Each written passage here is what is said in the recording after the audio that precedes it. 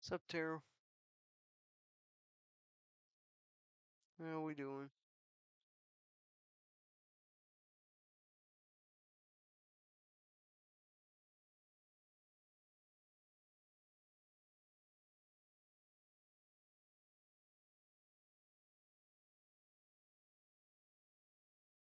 Really?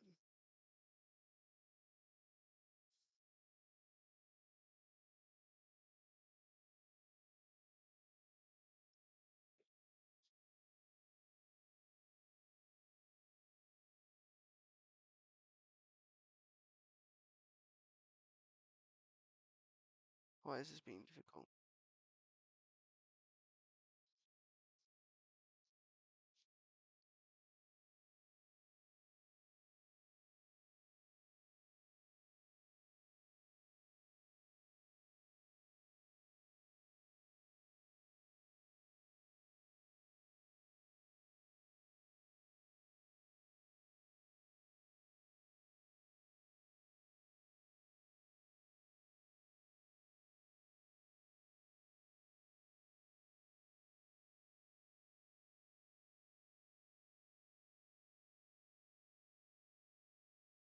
What video game you playing, bruv?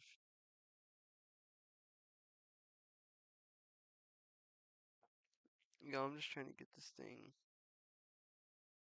installed, ready to go, but like,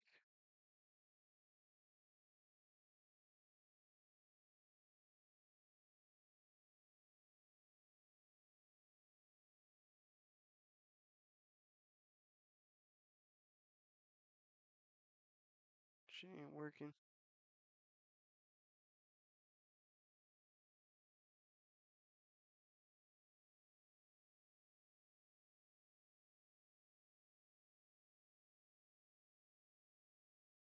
Web fishing, you told me about that game.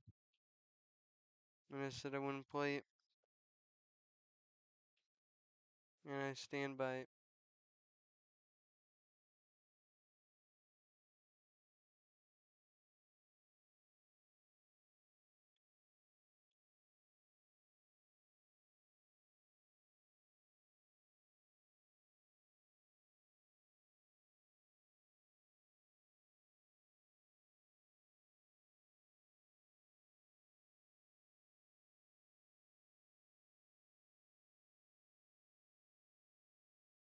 Stream Fortnite sometime? Hmm, I don't know, I'm kind of slacking from Fortnite past couple months since Marvel Rivals came out, and I've been working.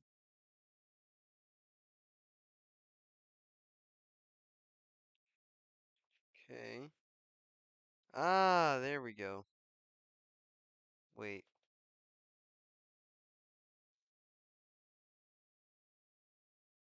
Hold up.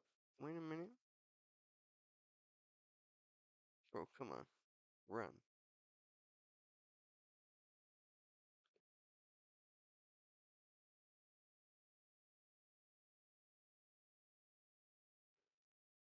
What?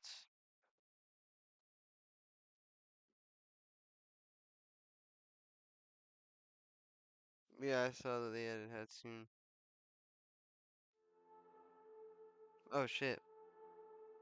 Oh wait, oh wait, here we go, chat. I got it running. Somehow, some way I got it running.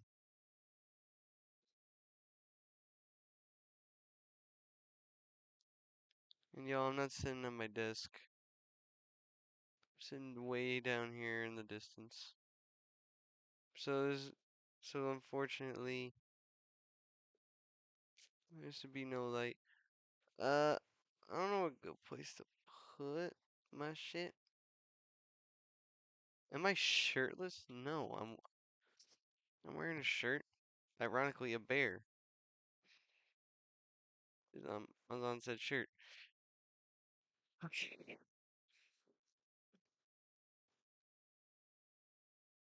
All right. This itch.io version of Five Nights at Freddy's. Volume is on. I'm ready to go. Let me shut this down.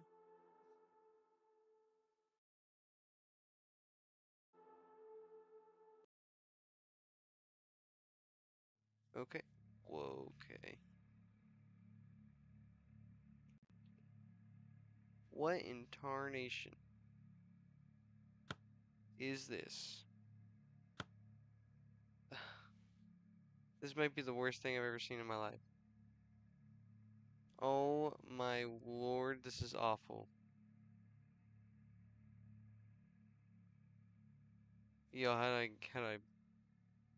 do I dip out of this? Holy shit, that was terrible.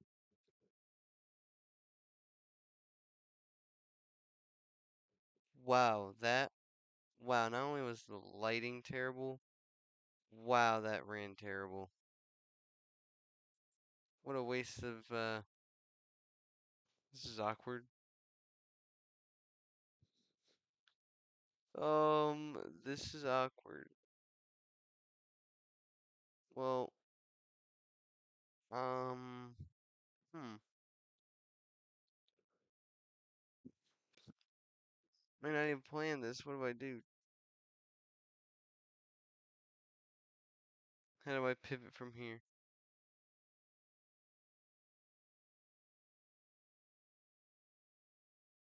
How do I pivot? That was truly awful.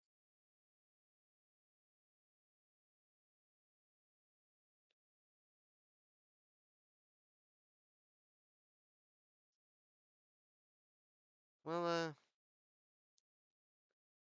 more storage space for me.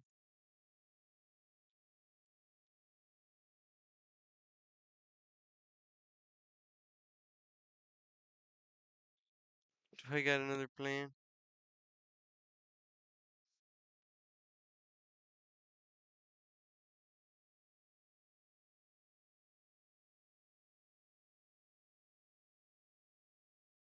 I actually did get another one. Okay. I'm gonna have to change the title and photo for the stream. This is a disaster. I apologize, y'all, but that remake was not meant for my PC. Should I say laptop? Wow. Yeah.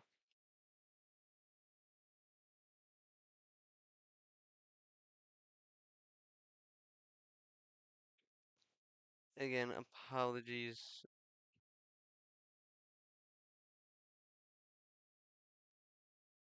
Just give me 2 seconds.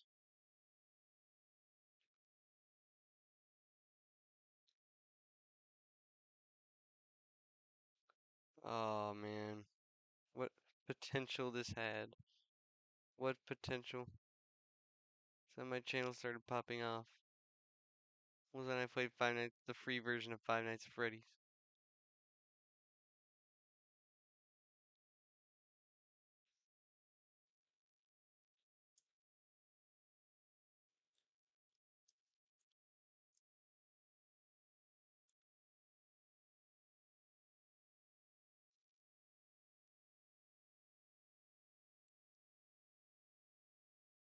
Let's see. Scary.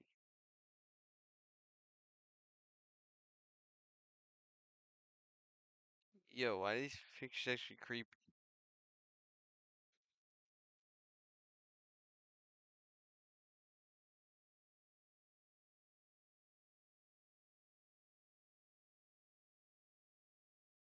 Hmm.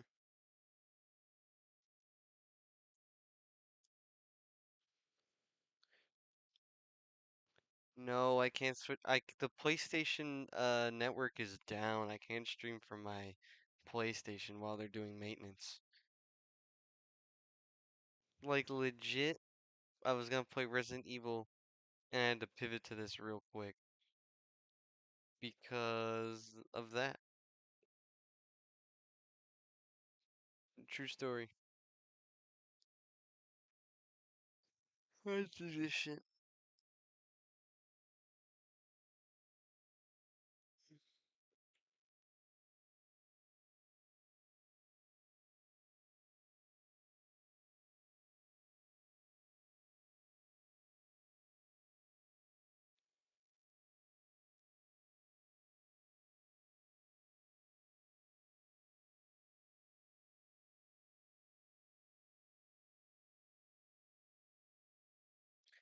Oh, 87, 20.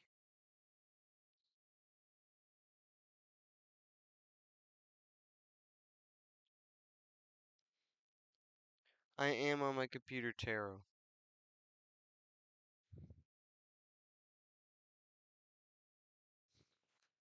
Who do you think this is? I'll play Fortnite on my computer. No, the game's too big.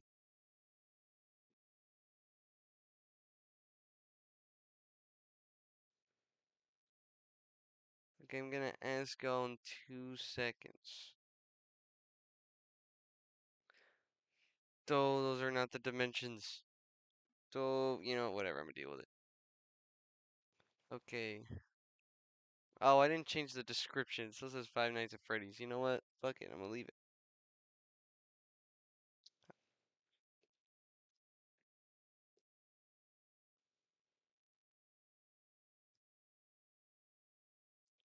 Not you going to the Discord to fight for Fortnite live stream. Refresh the stream for the new title shit. Restart or refresh, whatever you do.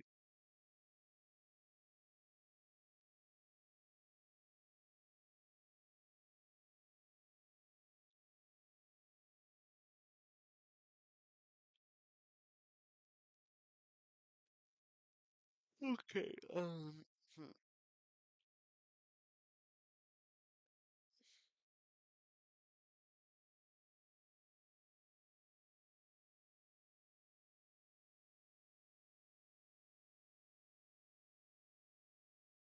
this shit at? Swear I saw it.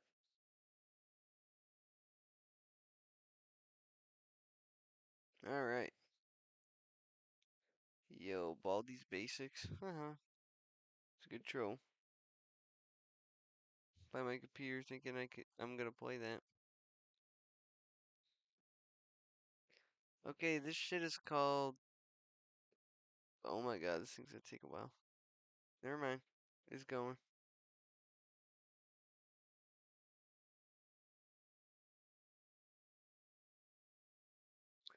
This shit is called Tinfoil Coffin. That's what this is called. I forgot what it looks like. I think it's pixelated game. 8-bit. I don't know.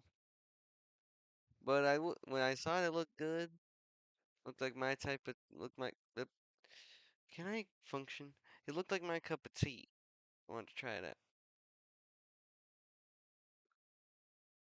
Oh, but it's taken forever.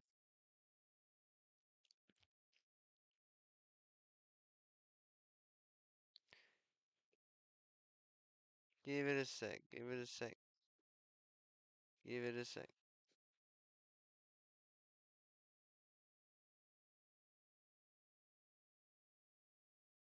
Ah, I minimized it. Frick.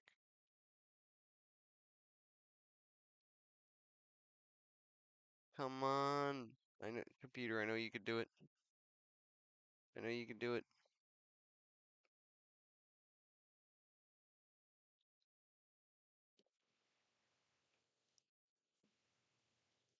I just paused it real quick. Yeah, that'll speed it up. No, it slowed it down. Yo, shit's crazy.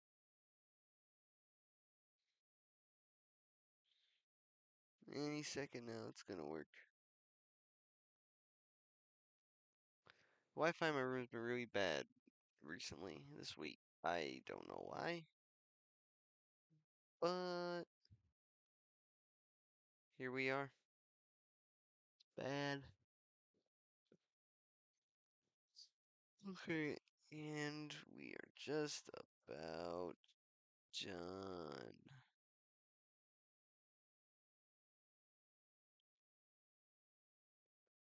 Alright, yo.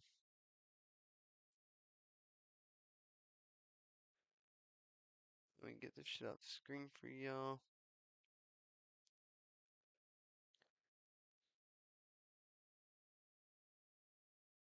Run anyway. Run this shit anyway. Run it. Ooh,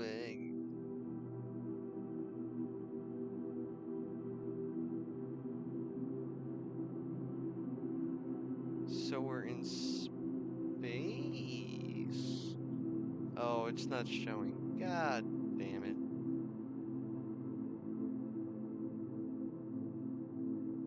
Why?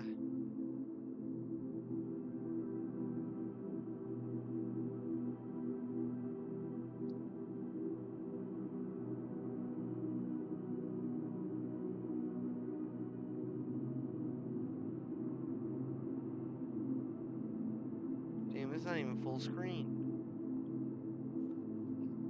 I'm gonna have to do that for y'all.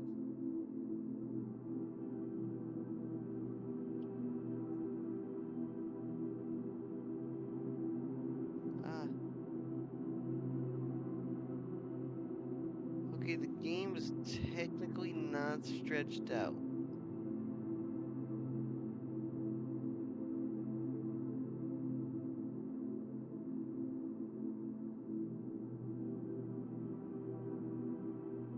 I can't get the little thing out of there, so you're gonna have to deal with that up there for the thing. Oh, that's...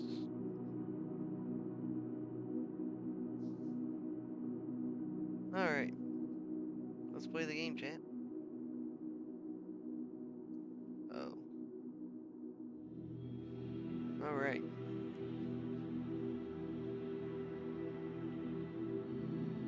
Oh, shit. I can see my mouse. Help.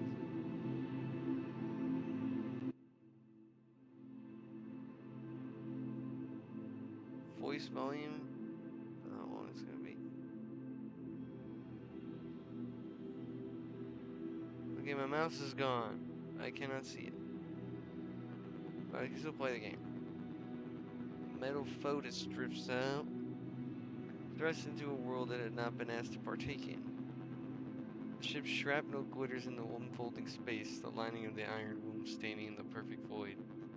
I'm watching the scene unfold, spectator in the crowd as much as I am, actor on the stage. An eruption of force plays out on a hemisphere of glass. The actor is caught up in the grand choreography, part of the movement. Minutia, lost in overwhelming ruckus. Whereas the spectator is only minutia. Tiny, insignificant details seared into their retinas. Their unfathomable speed of the play seems slowing to crawl before their eyes. Wait a minute.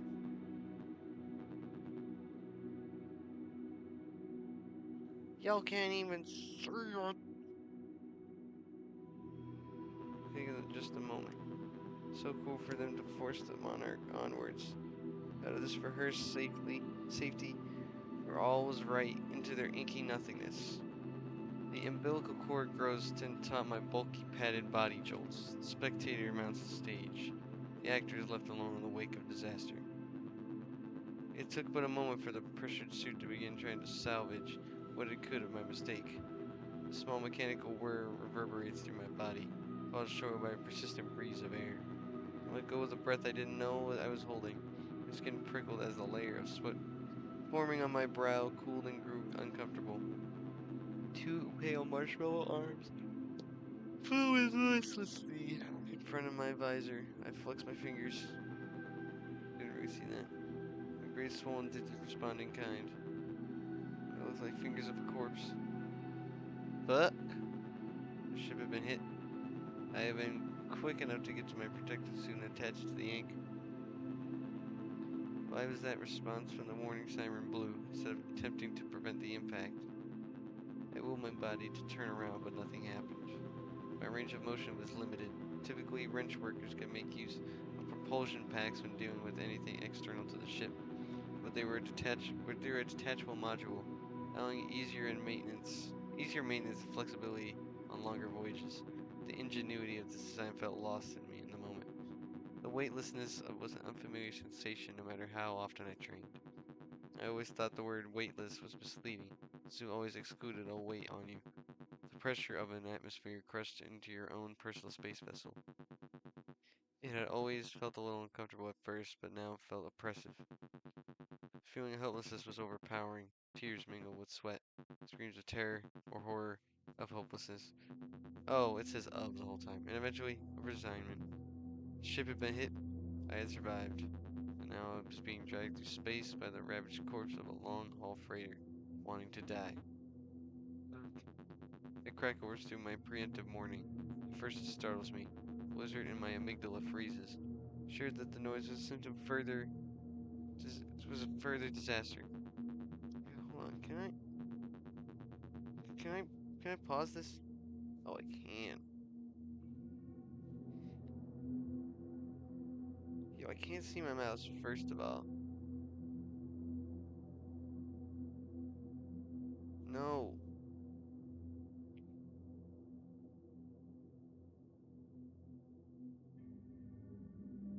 Hold on, I need to get out of here.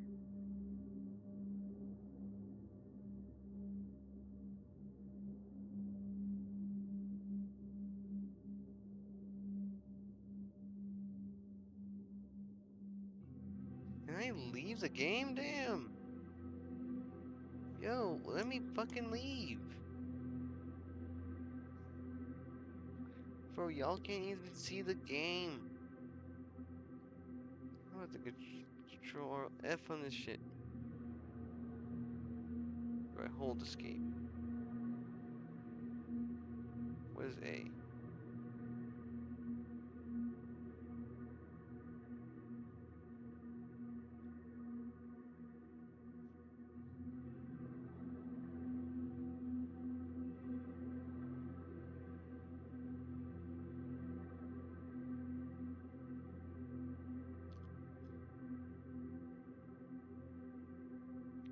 Explosion.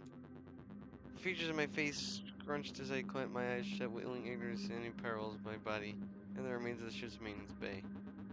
Contact me with second mechanic Parker. Vitals confirmed. Please provide wellness report. An uncanny voice. The mimicry of professionalism brings out of my spiral. The helmet I wore had a communication module installed. Standard issue for all personnel. Still linked with what remained of the ship through an anchor and cord. Elation flushed through my body. There was hope. I wouldn't die a slow death out here. I would be saved. Pete, second mechanic Parker. Please provide wellness report. It's going to be alright. There must be procedures for this. The on-ship AI had reached out to verify my safety. And that had to mean there was a next step.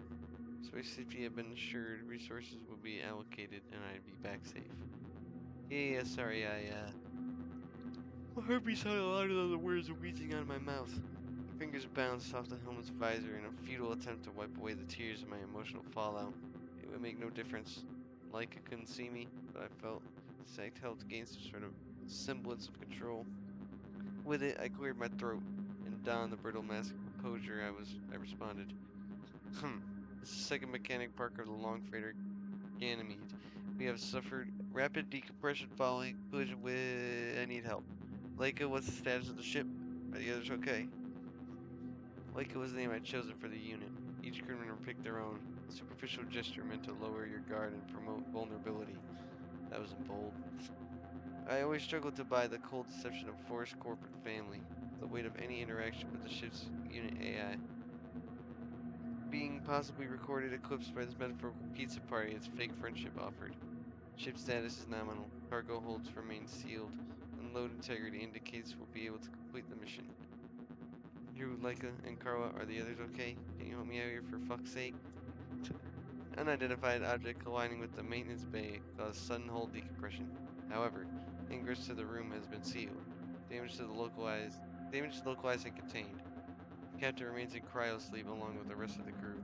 The remaining time is approximately 2 years and 265 days. I exhaled deeply. Even in the face of this unfeeling robot, I felt the need to try and calm myself. Okay. Laika, please wake up the captain. They'll be able to get me back.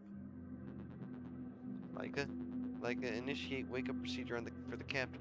Introducing the captain to the current situation is likely to further compromise the integrity of the delivery. What? Carla cares about the crew. She values your safety higher than her own.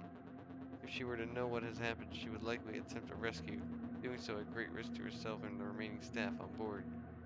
I'm sorry. Laika, this is an order. You have been out of cryosleep longer than the rest of the crew as part of your regular maintenance duties. I'd like to think we have grown in friendship through this journey. I feel regret, but this is the best decision for the greater good. What the fuck are you talking about? You don't feel shit. Don't spout that greater good bullshit with me. Tears saturated the interior cushioning of my helmet. A knife twisted in my gut, and a boiling rage coats my words with a short-lived venom. The ship's watchdog, nothing more than a simulated homunculus, refusing to help, refusing to save me. Like this priority was the company and the delivery of the first and foremost. I always knew this, but foreknowledge just little to lessen the sting of betrayal. So what? You're telling me to just die? Parker, I'm afraid there's nothing we can do. You know as well as my simulations how Carl would act. Captain's smile flashed in my mind. Even that brief glimpse was enough. It would be unfair to them to take this decision away from them, to burden them with the knowledge of their inaction in the face of the crewmate's death. I wanted to speak, but my body wouldn't move, wouldn't allow me to co-sign my own fate.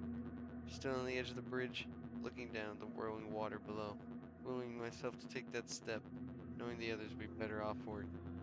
Mrs. Stewart cried at the news. She'd probably recount memories of me to my mother's grave. A small gathering at a funeral, tears shed as they learned to move on without me. How could I do that to them? In answer, the self-indulgent projection of my own funeral was interrupted. A vision of strangers, more in number than any relation I could name, more pain than anything I've ever seen. They are retching, screaming, crying. Wait, hold on. I just realized this whole time. Where's my mouse? Oh my god. Oh. My god. Wait.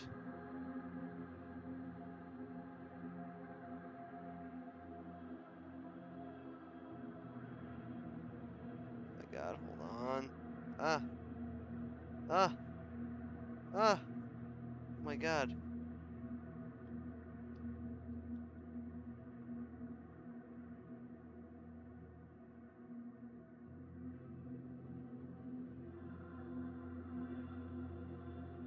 Bro. Why is the chat up here? You know what? Probably better off.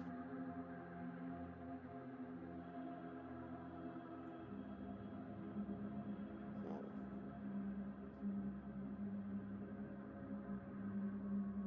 Richard screaming, crying.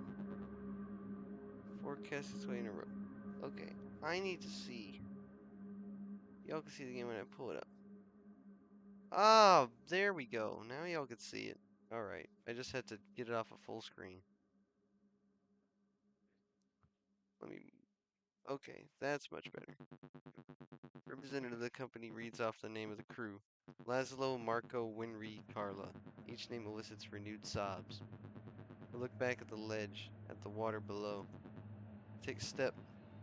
Okay. Parker? I said, okay, don't wake them. Promise me. Promise me you'll keep them safe.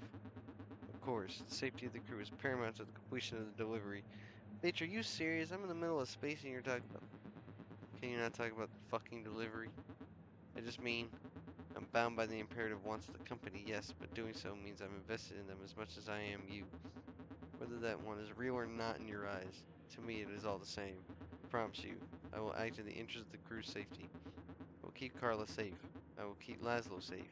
I will keep Marco and Winry safe. What about me? You couldn't keep me safe. The words were putillant.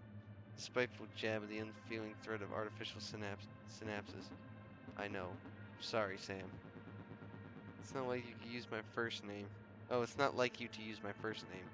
A wry chuckle escaped my lips. I was surprised I still had tears left to cry at this point. I told you I don't like that. I know. I couldn't keep you safe, but I can make this process as easy as possible. What? You're gonna pull the plug on my oxygen? I could, but doing so would likely be distressing. The life support systems could keep you alive until you starve, but that would also likely be distressing. I gulped. The mechanics of my upcoming demise hadn't really been something I had grasped with. The contract had been signed, but I had skimmed the fine print, the sentence issued, without the reality of its execution being considered. Yeah, I don't think I want to die. At least I don't want to hurt. Like, could turn off your oxygen, but slowly, lowering the saturation within your suit in the span of the next few hours. You would grow drowsy, fall into sleep, and asphyxiate, but it would be peaceful. Your bedside manner needs work. I'm sorry, I'm not used to this. Okay. I choked a little. The mask I was wearing was all gone. Any semblance of pride scattered amongst the twinkling remains of my workstation. Please, do it. Understood. There was a slight shift in the noises reverberating through my suit. Anxiety bubbled. A lizard's venomous tongue whispered malicious intent in my ears. Maybe Leica was lying, coaxing me into providing a soundbite of consent before pulling the plug. Best way to save the most of the ship's resources. Best way to murder me. How long could it take? I estimate at least 2 hours and 27 minutes. Long time to wait. If you like, we can talk. Talk? We've been talking this whole fucking time. Trying to play a game. Doc? I understand people like to reminisce in these kinds of situations when the end is near. I talked to Leica a lot over the cumulative 6 months I had been out of cryo sleep. The shipment had been in transit for years by now. The concept of time got a little iffy, but I never brought into the workplace friend vibe they were going for. Or I could leave you in peace. No, I objected before I had the chance to think. The idea of screaming out into the void and fleeting moments of my finality trapped within this soundproof shell, never to be heard as my life ended. It was haunting. The only thing that could let me go through this space with some kind of self-respect would be if someone near me could shed tears for me, mourn for me. Carla's smile flashed in my mind once more. Like I wasn't alive, but they were admittedly pretty convincing. That was a compromise I could make. Please, Leica, please stay here and listen to me. Forest Park. Ah, there we go. I can finally make a decision. My family. I thought back to my sister soon to be in mourning. I wondered when the news would reach her. The message of my death charting through the cosmic nothingness looking for its destination. Information travels slowly out there. It would take some time. The somber little vessel traversing an obsidian sea. Sailing blissfully past the epic vistas of space, their grandeur lost.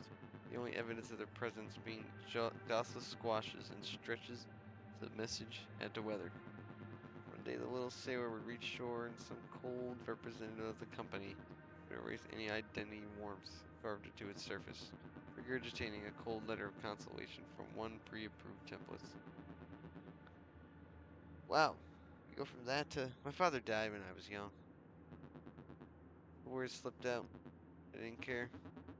I know some of your family situation from your records, but in terms of what led you to the company, I am ignorant.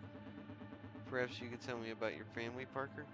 What led you to the life of a wrench worker aboard the Ganymede? Money, mainly. I paused for a second. The flippancy of my answer was just a way of lashing out.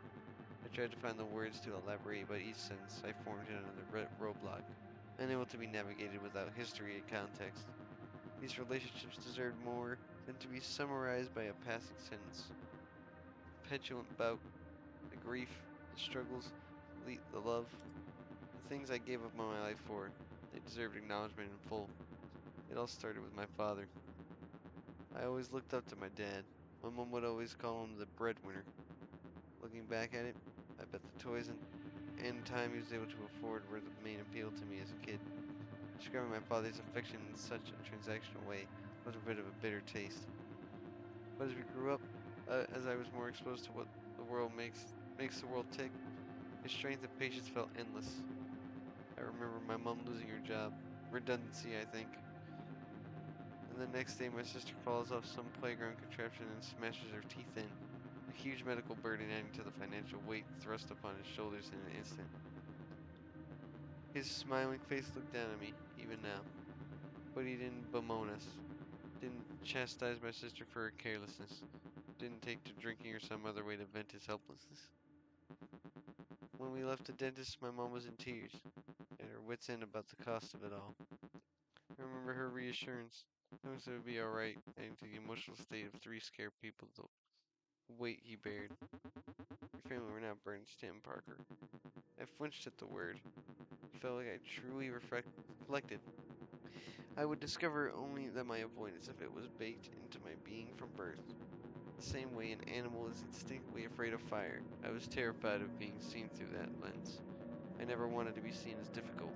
I have someone ranting about me behind closed doors, flatten my depths and charms into a two-dimensional piece labeled burden. Maybe his burden was the expectation he would sacrifice for the family. Sorry. Whether self-imposed or something we grew to expect. See, as of a child, he was this infallible superhero. But one day I saw it break. He did a lot for you, it seems. It was shortly before he died. I remember waking up in the dead of night. The familiar comfort of my room twisted by the dark, abstracted, and unknown shapes and structures. Rearranged into these terrifying figures looming over me. I remember spending what felt like hours building up the courage to get up, push through the shadowy figure and find safety.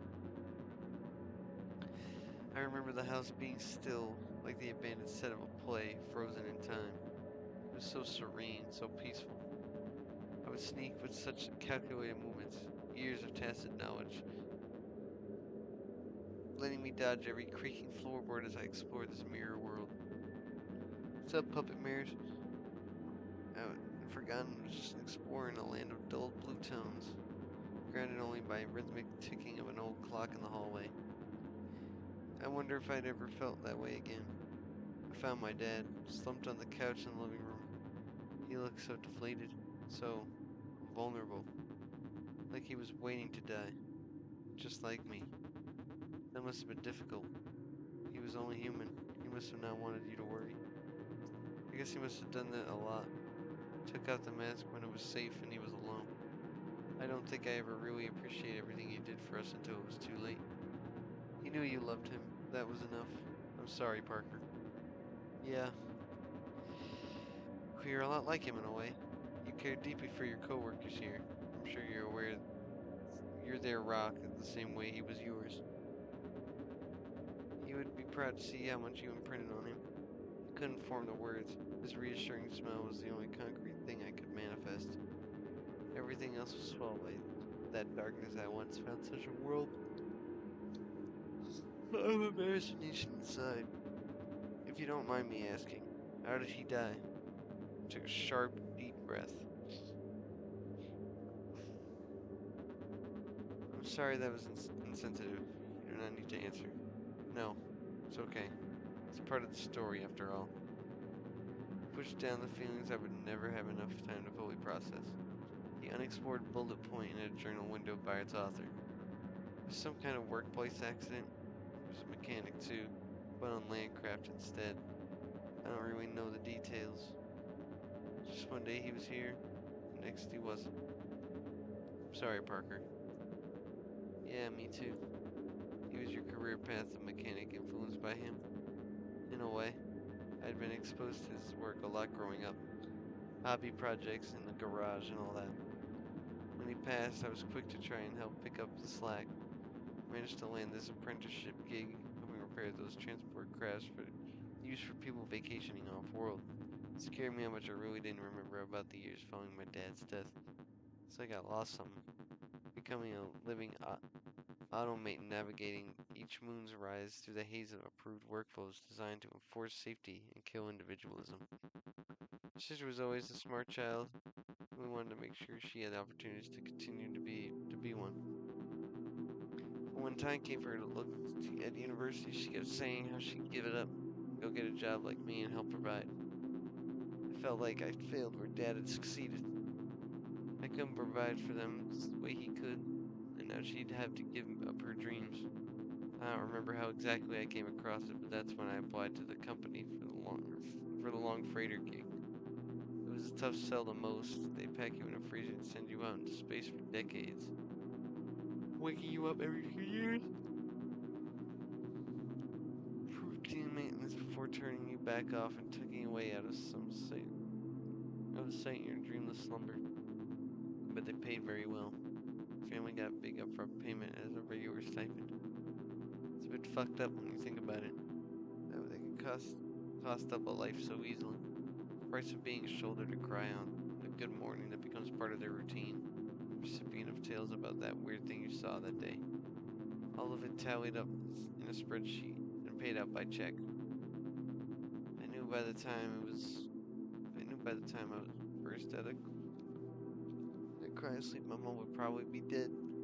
It probably wasn't doing too hot when I left.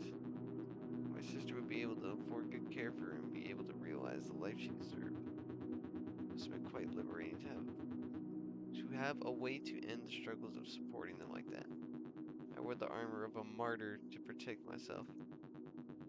Such selfless acts painted on my banner the relief I felt being out from my father's shadow would be safe from critique. Courtesy of the soulless pile of circuitry it seemingly missed in its years of machine learning. I felt an anger bubble inside. What?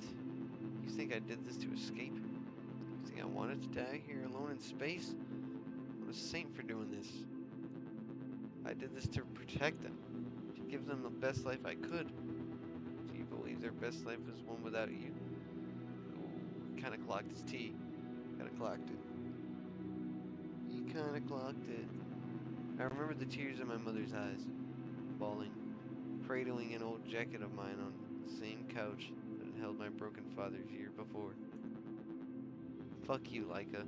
You don't know shit. The poison arrow had slipped between the chinks in my armor with shocking accuracy. A cold, sharp plunge that left me lashing out disproportionately in defense.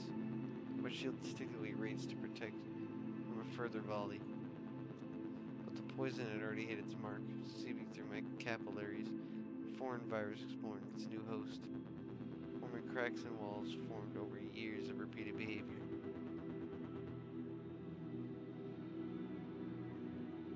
Sorry, Parker, I did not mean to upset you. Like had given me an out, escape from this confrontation. I was in an envious position after all. If I didn't want to, I would never dissect why. Words made me feel so threatened. I would never have to assess whether they held truth. I took a deep breath to try to calm myself. A faster heartbeat would only quicken the spread of poison. Let's just move on. Yeah, I'm not talking about my family again. The crew. I thought about how quick I'd resign myself to this fate. How willing I've been to roll over, exposing my belly to Laika's cold logic. Maybe I'd given up too soon. I could try pulling myself along the anchor line back to the rest of the ship. The Cosmos would be forced to watch helplessly as I thrived in spite of it. In spite of them. In spite of their prey deftly escaping the den before they had a chance to feast. I'm sure I contacted Carla. Oh, if I contacted Carla, she would seal off different parts of the ship. Tactical tourniquet. I would guide myself along the wreckage. The maintenance bay off the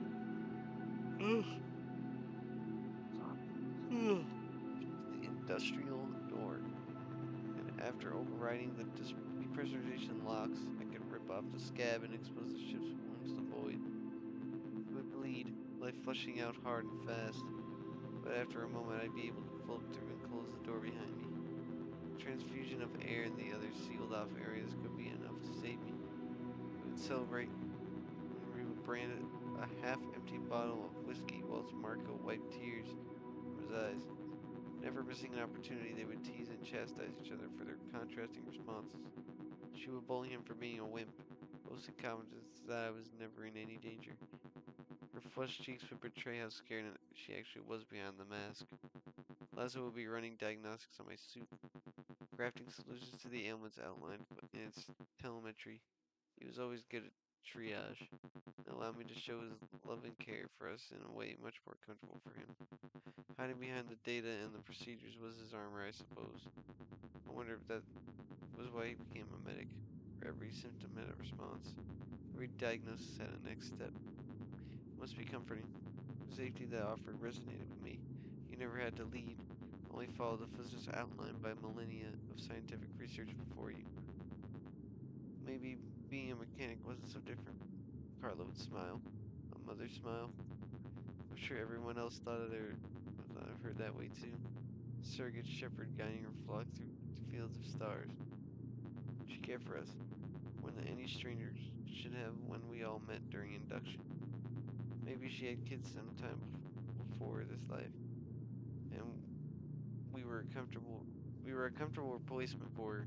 just the same way she was for us. I should have asked more about her. I should have sought out her story.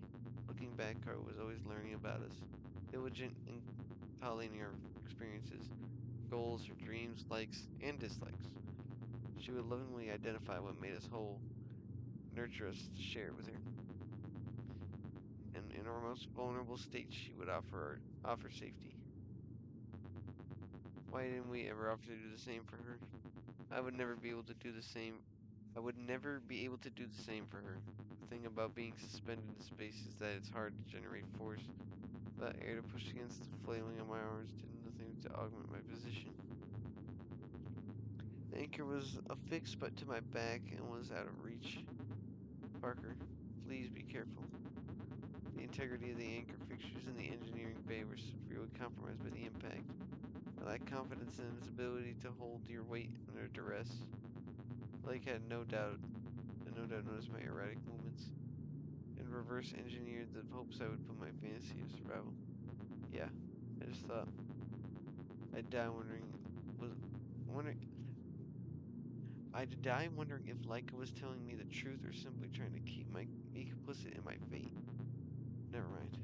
The idea of my body never being recovered felt like such a worse fate. It was oddly comforting to know in my finality that there was still a preferential outcome I could attain for. Leica, what are you going to do after I go? Parker, I'm not sure this is a constructive line of questioning.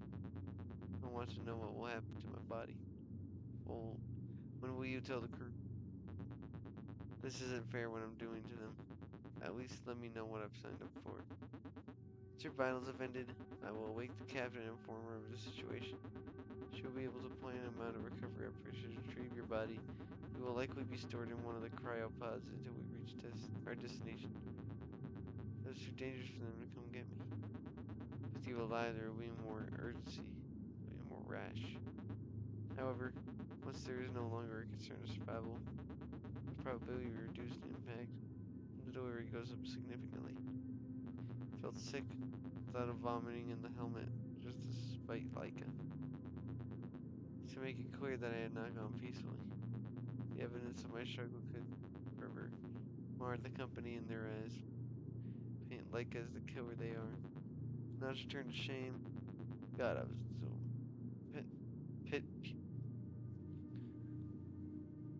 so petulant than I wanted to be. This will keep them safe. Yes, we're suffering for their safety.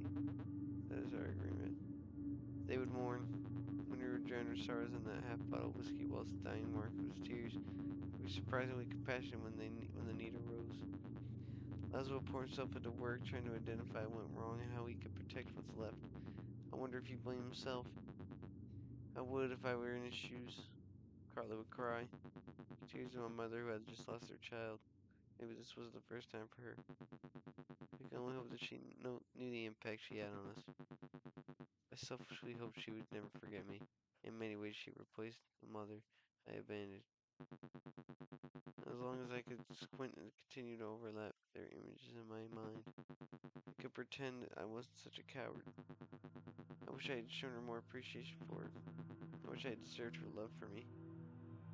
Oh, meaning and fulfillment, the last one. The rhythmic whir of circulating air was easily relegated to the background noise. Suddenly, it was all I could focus on.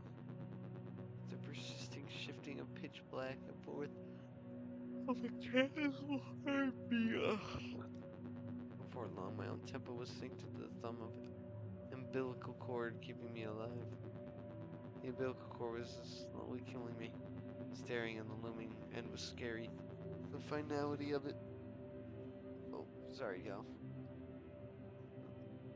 Staring at the looming was scary. The finality of it.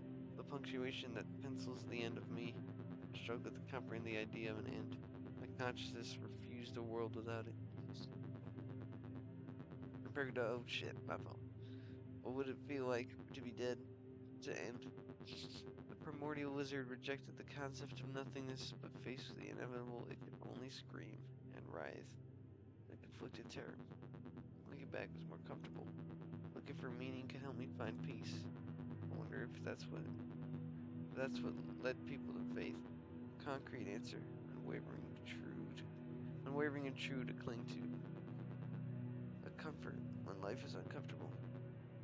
Was my life worth changing? Was I good? My insecurity and my fear locked in a death spiral. I longed for someone to take it away, to decide for me that I was just that my struggles amounted to something. That I was worth the cost of life. Like, yes, Parker. How do I know if I lived a good life? Insecure words baiting validation. I'm not sure I'm qualified for that. I see things with a world metric to you. Your value in mind conflict fundamentally. I fear the skill of our measurements are incompatible. What do you mean? I'm a complex algorithm built on top of millions of billions of artificial synapses. Weightings calculated through rigorous training to produce acceptable outputs from a set of anticipated inputs. I'm a pattern recognition machine. My conception of value is nothing more than an evaluation of a fitness function. Petabytes of inputs and conditions are fed into a calculation to produce a score. A higher value makes me feel good, and a lower value makes me feel bad. You can't feel like a... Whether you can judge that as a feeling in the sense you know it is hard for me to grasp. After all, can you say for sure the way you feel is the same way the captain feels? What was there, tea?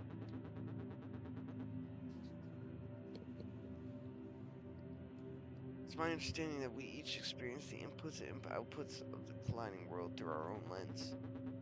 And what we call that a feeling. I felt a pang of regret. My mouth tensed as I posed a response. But each half-baked rebuttal felt flawed and was aborted before I could commit to it. I understand you have your own views on whether my feelings are valid. Everyone's feelings are valid.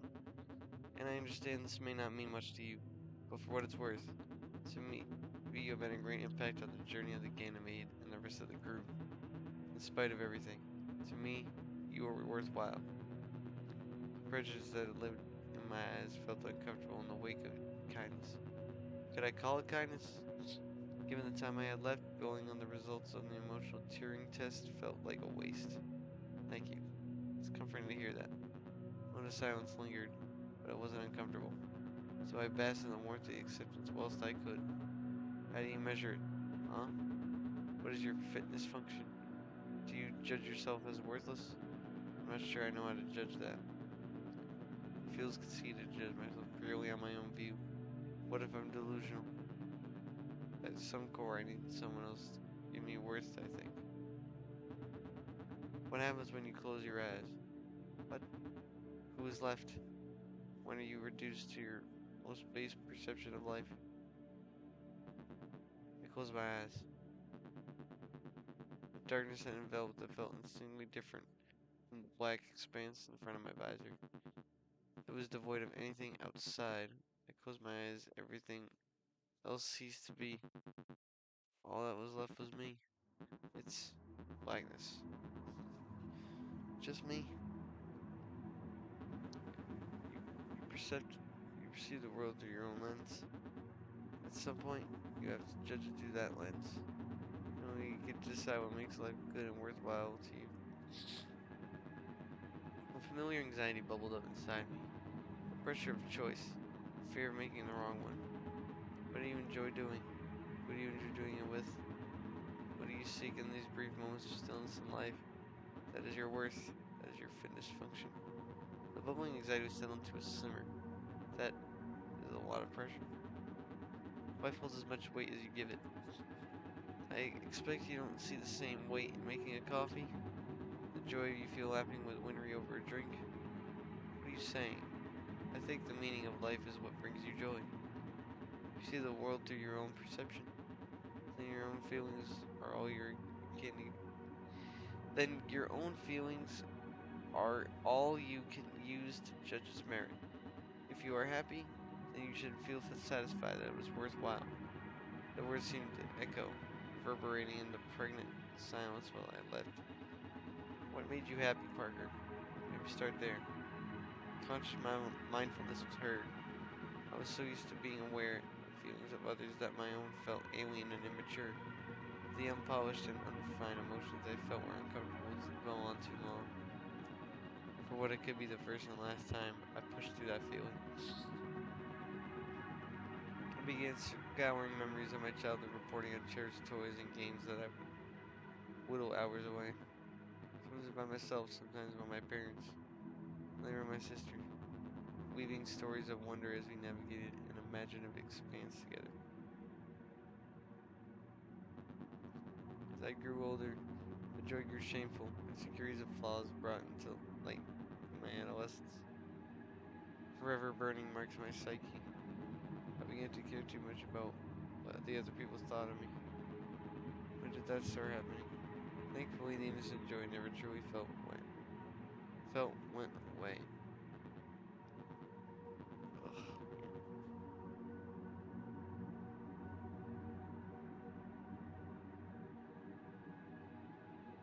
My friends, lovers, mentors, people who brought that out on me, who allowed me to forget about the insecurities I'd hidden. I wonder if they'd ever had their own masks. I relegated Leica tales of sneaking out to drink with gas from my apprenticeship. The ruckus belly laughter that we'd trigger with the silliest of phrases. The ribbons and teasing we'd exchange. Insults of banter going hand in hand.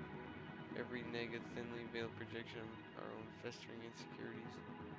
We were together in that struggle, bonding over our shared terror of the adult world. Speaking out loud offered some power over the regretful quirks of an anxious youth. I laminated on the first night I spent with the crew.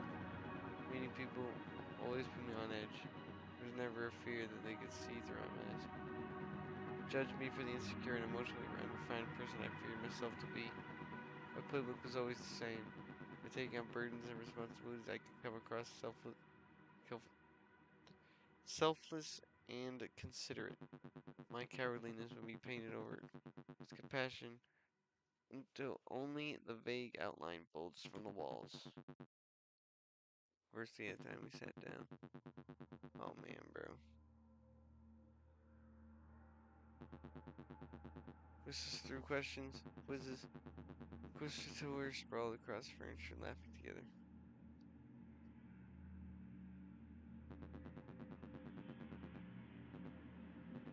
Sorrows, dreams, fears, regrets, wishes, wants, annoyances, jokes, stories. Felt like you were the happiest when sharing life with those close to you. Think so. That was always when I felt the most natural. When I could take out the mask and be free to love with them. They loved you too. Every one of them. Tears rolled gracefully down my cheeks, but I found no sadness accompanying them. Only relief, like an epiphany of self-realization. I was loved, with and without the mask. I feared the mask was a seed of betrayal. The feelings on my own ego. It felt so silly now. Blister's tongue flickered unknowingly. I ran so directly deserved before, weighing out, felt world to see. I wasn't sure to protect myself, so I remained still, forked protrusion prodding at the air. My conscious act trying to sense an invisible threat. The mask wasn't some equipment to protect the coward underneath. It was me as much as the coward was, and as much as the lizard was. With the time I had left to try and something to get composure, I had to accept it. Accept the insecurities and anxieties that drove my selfish martyrdom. I loved, and I was loved. I have impacted their lives in turn to the countless ways they have impacted mine. Thanks, Leica. That was surprisingly comforting, all things considered. I'm glad, Parker. It was easy to distract myself from the looming threat with the idle conversation, but I couldn't escape the thought that I didn't have long left. Earth had been slowly feeling a little more strained than normal. Was it absolute observation or a hydrochronic paranoia? The answer was a little comfort of an inevitable end. The question alone was a harsh reminder that I was on an unfavorable trajectory. Leica, how much time do I have? I really want to know. Not long. You should start to feel drowsy soon. Turns out I didn't. I'm not really like a. My shit. Breath caught in my throat. My heartbeat raced. I began to take steps to calm the anxiety behind me. Yo, I'm falling asleep. I need to be careful. Deep breathing. Slow and deliberate. I was going to die. Would it hurt? I had to work through the slower. I had worked these thoughts. Let them wash over me. I had committed to this and I was too late. I'm going to die. The dog scratching at the wall of a metal box. Plucked from the streets and thrust into an environment that I'd never been designed to handle. Centrifuge, training, jellied food, exposure and confinement, all to rewrite this creature's understanding of itself. Okay.